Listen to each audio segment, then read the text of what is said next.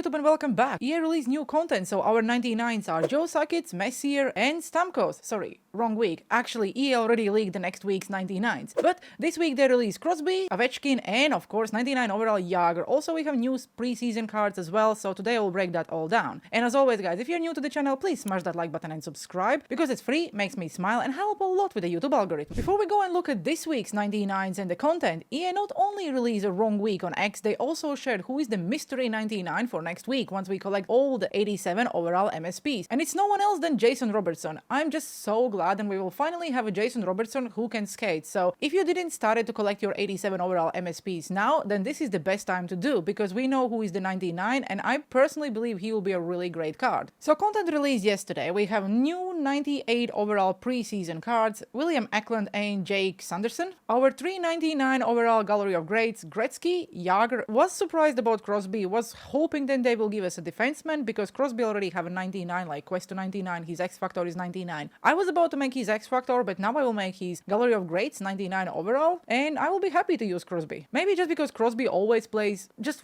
very different. We also have new 97 overall cards. Again, if you're not fan of the players or you're not building a team, then you probably will not make any of these, because these are just a fodder for you to go and make an MSP. But I think we have a better way of doing it, so we don't really need to spend that much coins. We also have new 90s, and also the XP preseason cards are now going up, and I think you can now upgrade them all the way to the 94. And also there are some 88s, which we really will not look into it, because I just don't think there is no need. And as always, we also have objectives. Preseason objective week 3. So by completing everything, you get 2 power-up collectibles. To be very honest, I don't think it's worth the grind. How easy it is to now pull a purple and actually exchange that card for power-up collectibles. If you play the game and you eventually complete all these objectives, absolutely. If you just started out, I still think it's not worth your time, because you can just do some exchanges, play a little bit of Rush, get some gold cards, and just get these power-up collectibles. Probably to get you 2 power-up collectibles will take you around 1 hour. To complete all these objectives, you need way more. But if you're still interested, you can see you can get some 85s, which you need to exchange after, some random 90s, preseason collectible, 2 preseason collectibles, power-up collectible, and preseason collectible. Eventually, again, if you play the game and you get it, 100% go and do it. Otherwise, just don't grind. It's not worth your time in August. If you look at the Rush, then it's pretty much the same. At tier 4, you get some XP collectibles, and XP collectibles can be used for the Quest to 99 or upgrading these new XP cards. You get some random gold cards, base packs, again, 5 XP collectibles. I personally only play for XP collectibles. Once I'm done with XP collectibles, I'm not bothered. At tier 11, you get preseason collectible. You also get some other collectibles, and pretty much the same thing. I think Hot Rush looks exactly the same. You get some random 85s, and at the end, you get a random 90 overall card. Again, if you are good at the game and to complete Rush takes you, let's say, less than 2 hours, this is worth it. If you have to spend more than 2 hours, it's much easier to get these cards by just playing the game in other modes. I think from day one, you need to understand that, yes, we're talking about it's free, but if it's free and you have to spend 6 hours to get the 99, you could probably spend 6 hours doing something else, and you will be more rewarded than playing Rush. That's personally what I do.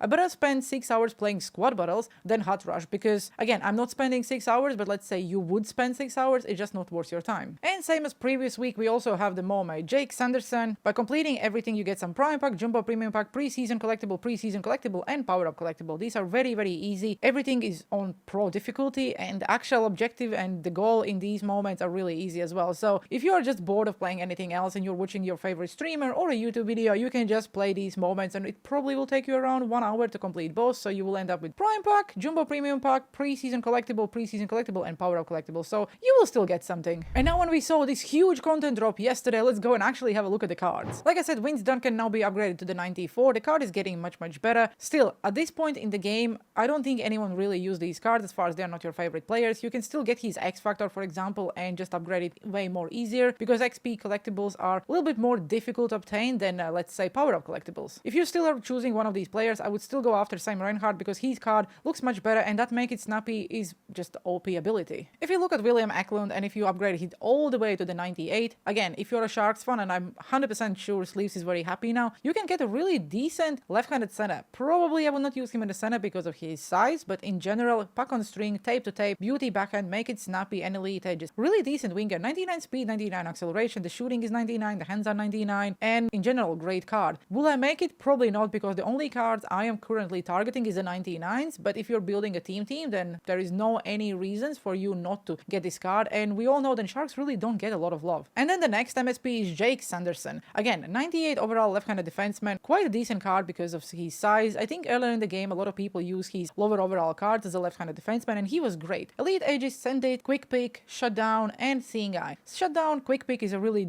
decent, probably OP abilities for a defenseman, 97 speed, which unfortunately you cannot boost with any of the synergies, but probably at this point you would target something with the 99 speed, 99 acceleration, but if he's your favorite player or you're doing the team, I will repeat myself, this is a great card to go after. I still think that Eklund is a little bit better. We already have a lot of good left-handed defensemen. Even, let's say, if I would need to choose between Hedman and Jay Sanderson, then Hedman is definitely winning. Another interesting card, Michael Bunting. Not only because he have 95 speed and 95 acceleration at 97 overall, I don't know what EA is doing. Like, give this guy at least 97 speed. Come on, it's August. Considering Bunting played for Maple Leafs and now plays for Pittsburgh Penguins, if you're building a team, why not to put him in your lineup? And we also have a goalie this week, Charlie Lindgren. Probably the only goalkeeper recently I saw with the last stand. Exceptional boost in reaction time and savability on breakaway and penalty shots. A lot of people actually lose a lot of goals on the breakaways because breakaways are so easy to score. Would be interesting to see how this last stand ability actually helps you to save it. I don't think there is any other really cards I want to talk about. Obviously we have Nick Foligno, so if you're building Columbus Blue Jackets, team, he needs to be there. Or even if you're doing the Chicago Blackhawks, but Chicago Blackhawks probably have much better players. I would only put Nick Foligno on your team if you're doing the Columbus Blue Jackets because he was a captain there and played a very long time. Otherwise, all the other cards are pretty much pointless, and in my opinion, it's just a fodder. Okay, now let's talk about the best cards in the game, and I think these are the best 99s released by EA. First one, Sidney Crosby. If you couldn't get the quest to 99, and a lot of people did say that the quest to 99 Sidney Crosby just plays different, then this is your chance of actually getting pretty much 99 across the board Sidney Crosby. I'll not talk about the synergies because I don't really think that synergies matter at this point. Superstar abilities, Unstoppable Force, Beauty Backhand, Born Leader,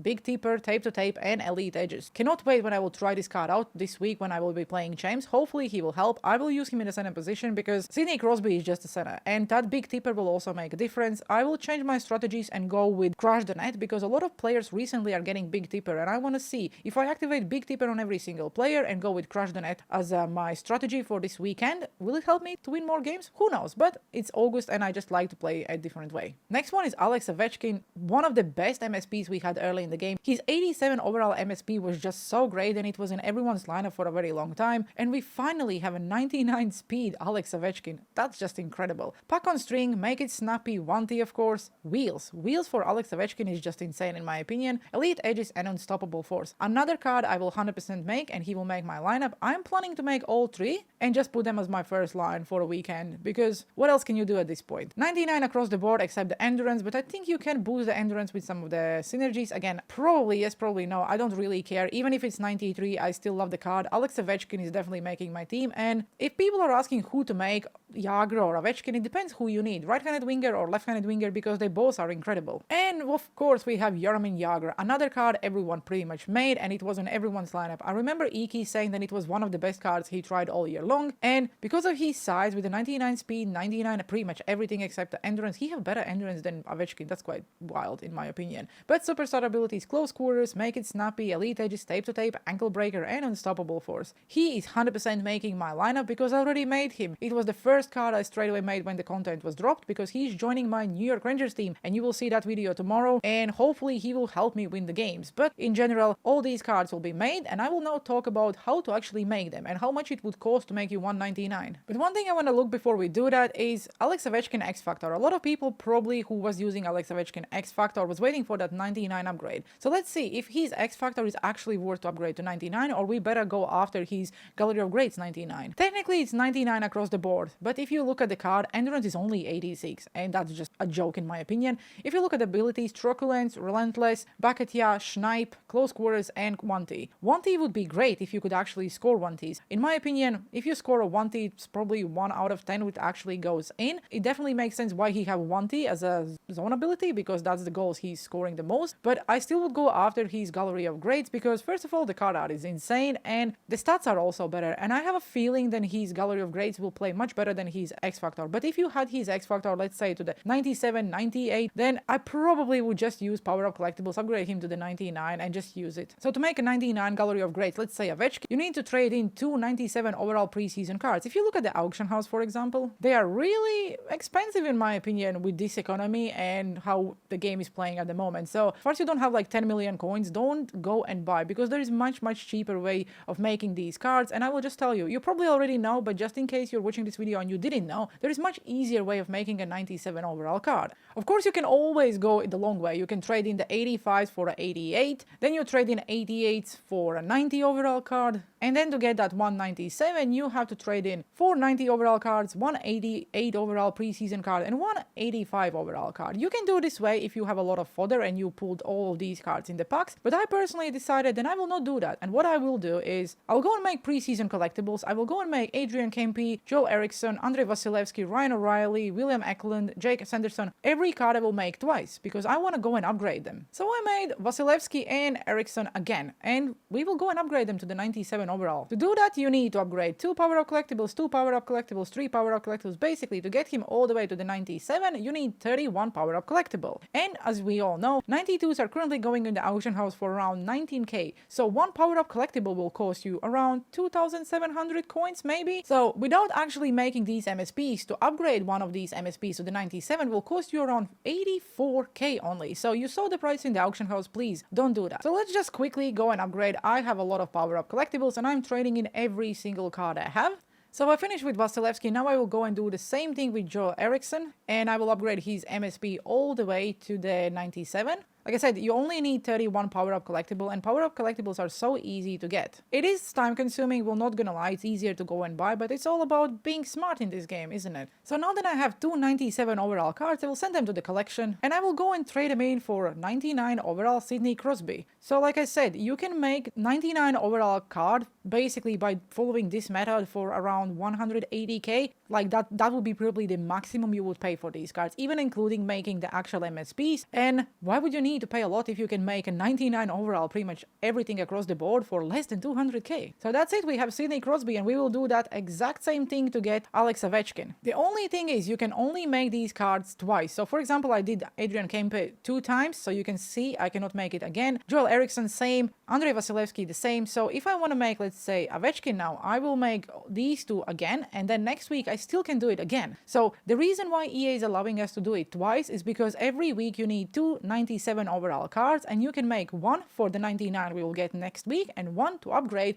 and keep it to yourself. I think it's definitely a solid content drop. I was expecting a little bit more cards, maybe some cards we could use maybe for Seth Jones moments, because I'm still like confused why the hell we have to play 127 games to get his card to the 99. I'll keep him in my lineup all weekend, and eventually if I get collectibles I will. If not, I'm not grinding squad battles on rookie in August. Let me know down in the comment sections below, are you making any of these 99s? Because I think if there is a week to make a 99, then this is the week, because you can basically make yourself a full 99 overall line, and these cards are just so good. As always guys, thanks for watching the video, have a good one and see you guys.